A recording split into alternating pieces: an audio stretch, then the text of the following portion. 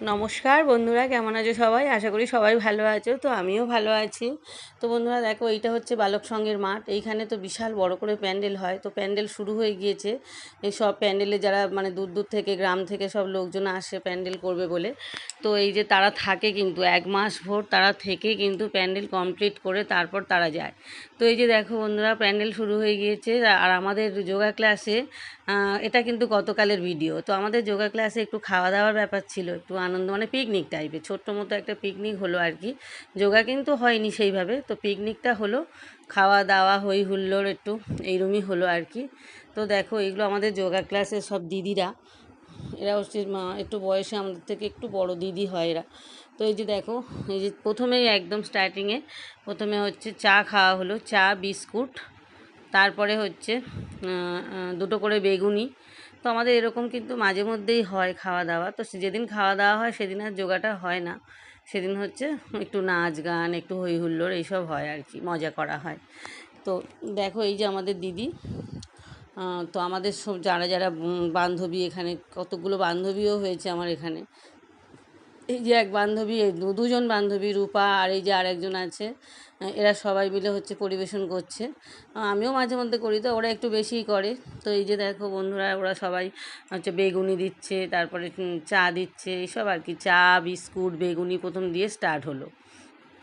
তো এইসব দিদিরা, এই এই যে দিদিগুলো, এরা কিন্তু প্রচণ্ড মানে ভালো যোগা করে। এরা অনেক বছর ধরে এই যোগা সেন্টারের সাথে যুক্ত আছে।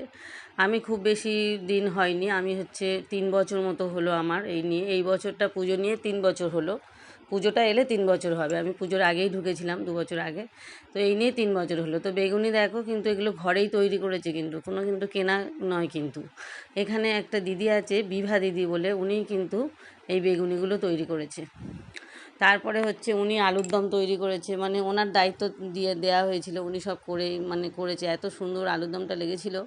শেষে আলুর দম আর একটু মুড়ি খাওয়া হলো।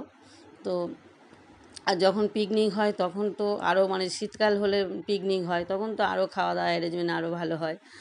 তখন হচ্ছে অন্যরকম আয়োজন হয়। আর এই যে বড় ডেকচিটা দেখছো, এই ডেকচিটা এক ডেকচি আলুর দম উনি করে এনেছিল। শেষে কিন্তু আর কিছুই ছিল না, একদম পুরো ডেকচি ফাঁকা একদম। এই যে দেখো, মুড়ি আর আলুর দম সব খাওয়া হচ্ছে, প্রচণ্ড আনন্দ হয়েছিল কিন্তু কাল। এই যে চম্পা রূপা, এরা আমার বান্ধবী, এখানে সব যোগা করি, তো এরা সব আমার এই একজন নতুন বান্ধবী। আর এই হচ্ছে সর্বাণী, সব আছে। এদের সাথেই সবসময় যোগা করি, তো এদের একদম মানে পুরো নিজের একদম সেই ক্লাসমেটদের মতো হয়ে গিয়েছে। আর এই যে শেষে দেখো, শেষে কী দিয়ে শেষ হলো, শেষে হচ্ছে এটা কলা নারকেল সুজি তারপরে ময়দা এসব দিয়ে একটা কলার পিঠে মতো হয়েছে আর কি। এটা কিন্তু প্রথমে তালের পিঠে ভেবেছিলাম আমরা, কিন্তু যে দিদিটা করে এনেছে সে বলল এটা তালের পিঠে নয়, এটা হচ্ছে কলা দিয়ে আর সব রকম দিয়ে, চালের গুঁড়ো দিয়ে সব রকম দিয়ে আর কি মিক্সড করে এটা কলার পিঠে।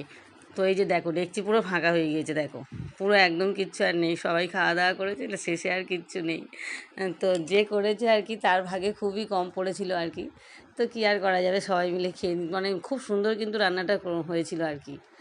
আলুর দমটা কিন্তু দারুণ করেছিল। তো ওখানে খাওয়া দাওয়া করে তারপরে একটু এই যে আমি একটু আমার বড়ো মেয়ের কাছে ফোন করলাম। আমার বড়ো মেয়ে এলো, বড়ো মেয়ে আর আমি দুজনে মিলে একটু সিলেদার্সে ঢুকলাম জুতো কেনার জন্য।